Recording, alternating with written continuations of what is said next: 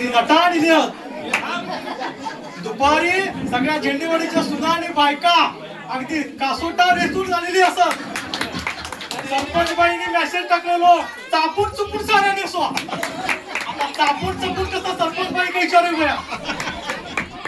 चला हे पुराणू आता गारणं घालतोय वय महाराजा जोरात म्हणूचा म्हणाक नाही एका पुढच्या वर्षी नाटकात काम देऊचंय नाही मी. हे नारळ खराय नारळ. चलो नारळ ठेवतोय हा आता. तर आता गारणं घालतोय गो पुराणू. तर हे देवाच्या 12 गावच्या 12 वहिवटीच्या महाराजा सांगणा करण्या कारण महाराजा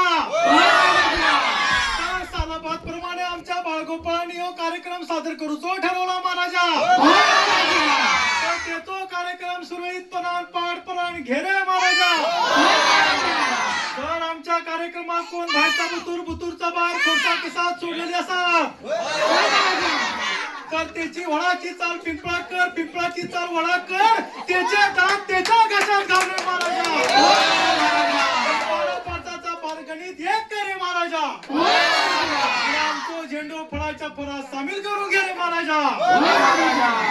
हा आता दणक्यात झाला असा आता नारळ फोडून घेतोय सरपंच काय हा मका वाटा कुले टेकात पाणी सोडून गेले का काय.